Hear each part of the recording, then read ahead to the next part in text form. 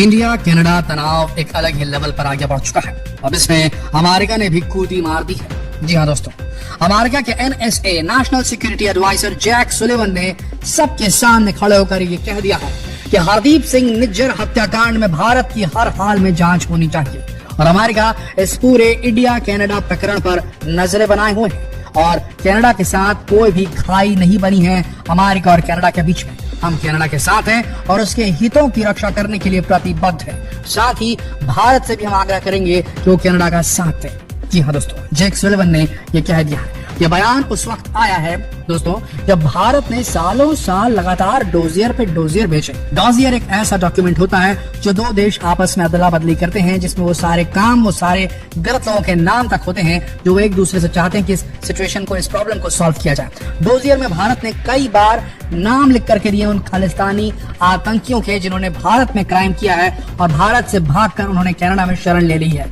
ये भारत ने कई बार आगाह किया कनाडा को कि ये लोग न सिर्फ भारत के लिए खतरनाक है, भारत में ऑर्गेनाइज क्राइम को कमिट कर रहे हैं, साथ में ह्यूमन ट्रैफिकिंग कर रहे हैं, ड्रग का काम कर रहे हैं और टेररिस्ट एक्टिविटी कर रहे हैं, टेररिस्ट एक्टिविटी को फंड कर रहे हैं। सिर्फ ये भारत के लिए खतरनाक नहीं है, ये कनाडा के लिए भी खतरनाक हो सकते हैं। ये बात बार बार भारत ने कनाडा को जताई और अब एक हत्या होती है वहां पर हरदीप सिंह निज्जर की, जो कि खालिस्तानी था, और उसका आरोप कनाडा भारत पर लगाने लगता है, वो भी बिना सबूत के। भारत ने सारे सबूत दिए, नाम दिए, फोटो दिए, उनका क्रिमिनल रिकॉर्ड दिया, उन्होंने जो कृत्य किया उसके भी सबूत दिए और उसके बाद कहा कि ये लोग खतरनाक हैं, इनको आप एक्स्ट्राडाइट कर दीजिए, प्रत्यर्पण कर दीजिए, इनका भारत को दे दीजिए या इनके ऊपर कोई कार्रवाई कीजिए। लेकिन कनाडा ने नहीं की। अब उसके बाद एक खालिस्तानी वहां खत्म हो जाता है तो उसके मर्डर का एलिगेशन, उसके मर्डर का आरोप ये भारत पर लगाने आ जाते हैं बिना सबूत दिए।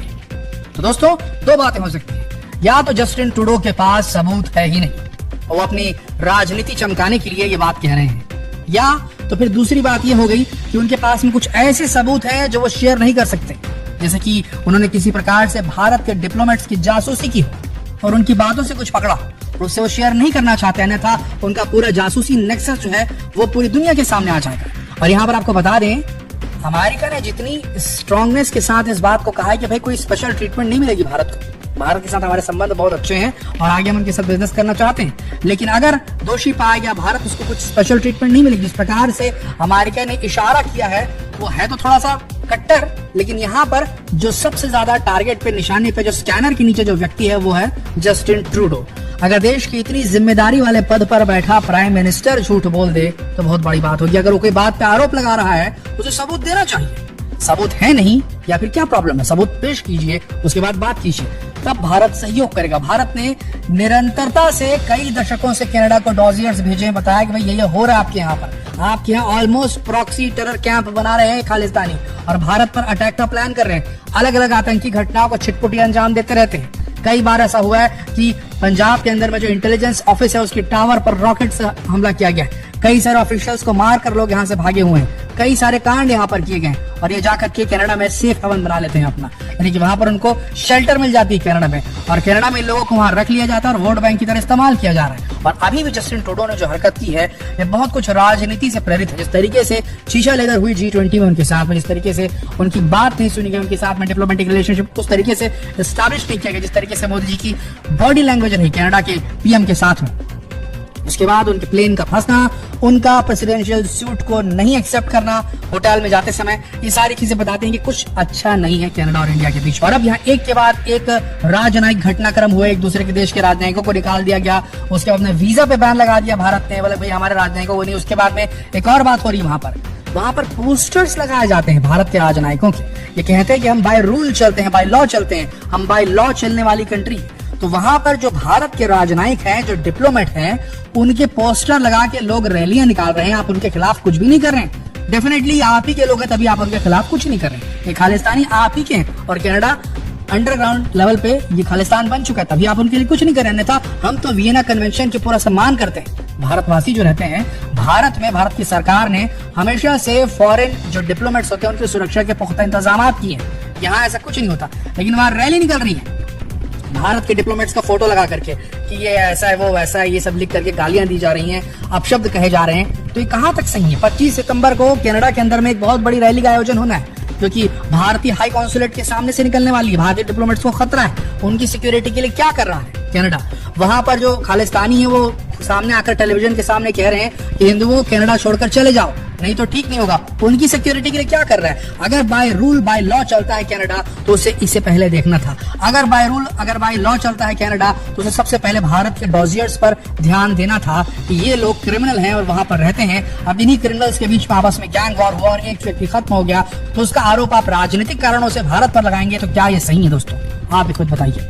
अभी की स्थिति ऐसी है कि जिस तरीके से अमेरिका ने कहा तो अमेरिका को कहना ही पड़ेगा ना, अमेरिका हट नहीं सकता।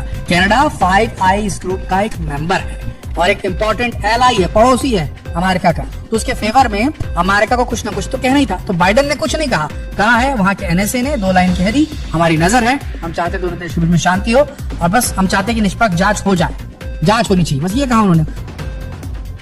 अमेरिका इस वक्त भारत के साथ में संबंध खराब नहीं कर सकता।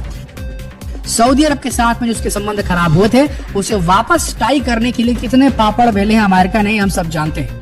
अगर आपको ना मालूम हो तो बता दें कि जेक सुलिवन जिसने कहा है कि भारत की जांच होनी चाहिए इस मसले पे, वही जेक सुलिवन भारत के एनएसए अजीत डोभाल के साथ मिलकर के सऊदी अरब और यूएई के राष्ट्राध्यक्षों के साथ बैठे थे, उनके रिप्रेजेंटेटिव्स के साथ में बैठे थे और उन्होंने इस India middle east European corridor की जो रूपरेखा थी वही तैयार की थी दुबई में। और उसके बाद में भारत में आकर फिर G20 जब हुआ तब इसकी घोषणा की गई। तो ये हुआ कैसे? सऊदी क्राउन प्रिंस मोहम्मद बिन सलमान और बाइडेन जो थे इनके बीच में बहुत बड़ी खाई आ चुकी थी। इसको भरने का काम, इसको पाटने का काम भारत ने किया।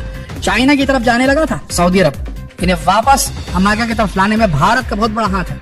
ऐसी स्थिति में अमेरिका कभी भी भारत के एकदम अगेंस्ट नहीं कहेगा, लेकिन हाँ उन्होंने जरूर कहा है कनाडा जो कि उनका एलाई है कि भाई इसकी जांच होनी चाहिए, बहुत जल्दी हो सके तो बाय रूल चलते हुए इसे सॉल्व कर देना चाहिए। लेकिन यहाँ पर जस्टिन ट्रूडो का ये कहना कि हम ऐसी कंट्री को बिलोंग करते हैं जहाँ बाय रूल चलते हैं, बाय लॉ चलते हैं, तो भैया तुम खुद बाय रूल बाय लॉ नहीं चल रहे हो, हमें चलने के लिए क्यों बोल रहे हो आप बताओ। सबसे बड़ी बात, अब एक और चीज हो रही है कनाडा में, जो खालिस्तानी है वो पुश कर रहे हैं सरकार को। दरअसल बात यह है कि खालिस्तानियों का एक बड़ा पॉलिटिकल दखल है कनाडा की सरकार में।